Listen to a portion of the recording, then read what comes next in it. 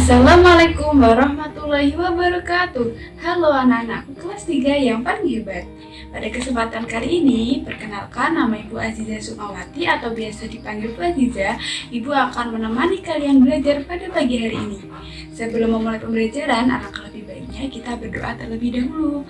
Menurut agama dan kepercayaan masing-masing, berdoa Ibu persilahkan. Berdoa cukup.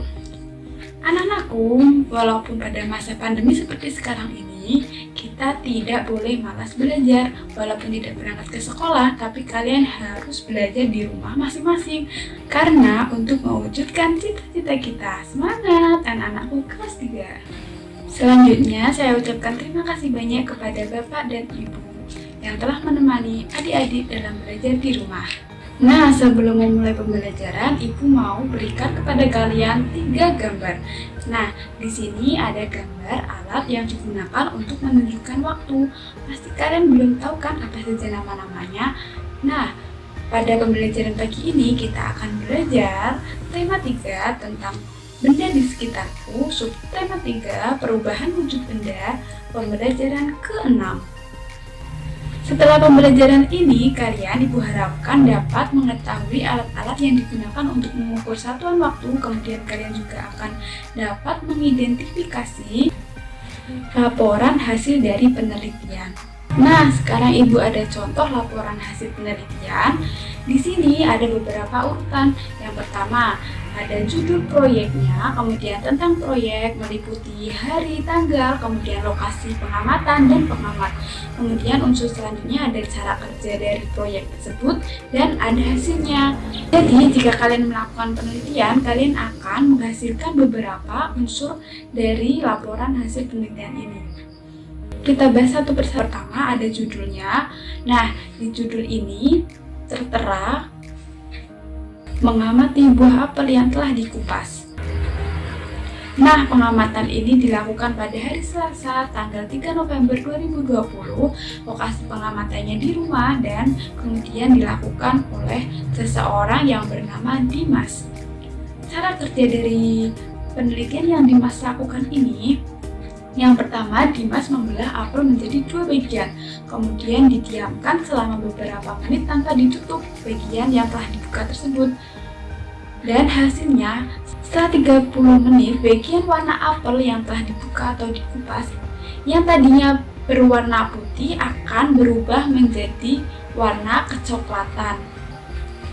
Nah, penelitian Dimas mengandung unsur waktu untuk melakukan penelitian. Tadi Dimas telah melakukan penelitian selama 30 menit. Berbicara 30 menit itu artinya kita akan belajar tentang waktu. Sebelum lanjut ke pembelajaran, kita amati video dulu ya bersama-sama.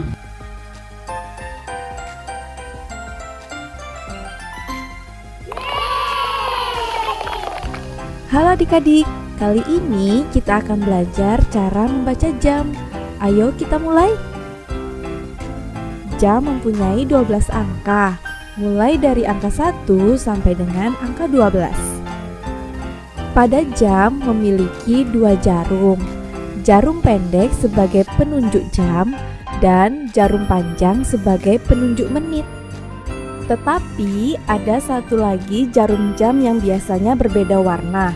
Nah, jarum apakah itu? Itu adalah jarum penunjuk detik. Jika jarum pendek menunjukkan angka 3 dan jarum panjang menunjukkan angka 12, maka dibaca jam 3. Tetapi jika jarum panjang menunjukkan angka 1, maka dibaca jam 3 lebih 5 menit. Kenapa lebih 5 menit? Jika kita melihat di antara angka 12 dan angka 1, ada beberapa tanda garis. Nah, setiap satu garis itu dibaca 1 menit. 1, 2, 3, 4, 5. Jam 3 lebih 5 menit. Jam 5 lebih 30 menit. Jam 7 lebih 10 menit. Dan seterusnya. Nah, itu dia adik-adik cara membaca jam. Sampai jumpa di video selanjutnya ya.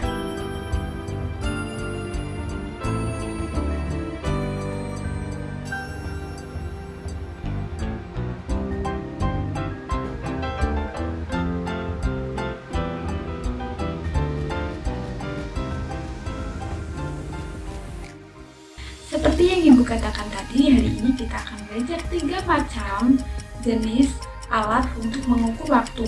Yang pertama, coba diperhatikan ada jam dinding. Hampir setiap orang memiliki jam dinding di rumah masing-masing. Kalian tentu juga punya kan? Nah, jam dinding ini digunakan untuk mengetahui waktu yang ada pada suatu tempat. Sebuah jam memiliki 1/24 hari. Dalam 1 jam terdiri atas satuan yang lebih kecil yaitu 60 menit atau 3600 detik. Nah, jam dinding ini dilengkapi dengan satuan per detik, menit, kemudian ada jarumnya kan. Kemudian yang kedua ada alat pengukur waktu jam digital. Nah, jam digital ini tidak jauh beda dengan jam dinding. Hanya saja pada jam digital ini waktu ditunjukkan dengan satuan angka. Pasti ini lebih mudah untuk digunakan karena cukup melihat angka tanpa menggunakan jarum pada satuan detik dan menitnya. Kemudian ada alat pengukur satuan waktu yang ketiga yaitu jam pasir. Jam pasir merupakan salah satu jenis alat ukur waktu yang tidak baku. Namun penggunaan jam pasir sebagai alat pengukur waktu sekarang sudah tidak populer lagi. Nah, cara kerja dari jam pasir ini, pasir yang di dalam akan mengalir melalui tabung sempit yang berada di tengah menuju tabung yang di bawahnya. Jika akan digunakan lagi, maka jam pasir ini dapat dibalik dan diputar sehingga dapat digunakan lagi. Nah, sekarang kalian sudah tahu kan beberapa alat untuk pengukur waktu. Tidak hanya jam dinding ya. Setelah kalian mendengarkan Bu Aziza dan kalian pasti paham sekarang, coba kalian kerjakan. Buku siswa halaman 171. Kalian cukup menuliskan satuan waktu yang biasa digunakan. Kemudian yang bawah kalian pasangkan jam dengan waktu yang sesuai. Alhamdulillah pembelajaran pada pagi hari ini telah selesai. Nah, untuk mengecek kemampuan kalian dalam belajar pada pagi hari ini, Bu Aziza akan mengirimkan soal evaluasi yang terdiri dari 5 butir soal. Kalian kerjakan dengan cermat dan sungguh-sungguh. Kemudian kalian kerjakan di buku tugas.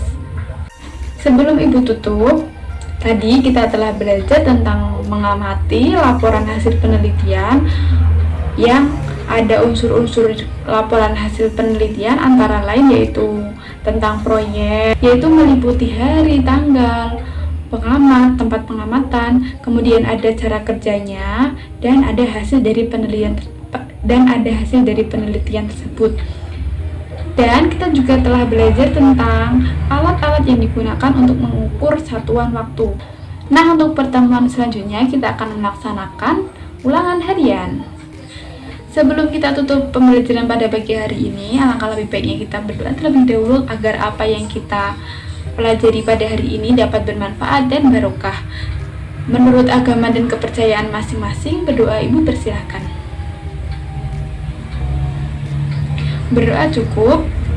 Terima kasih dan tetap semangat. Jangan lupa jaga kesehatan, selalu pakai masker, jaga jarak, dan lebih diutamakan kalian di rumah saja. Kemudian jangan lupa cuci tangan. Terima kasih. Wassalamualaikum warahmatullahi wabarakatuh.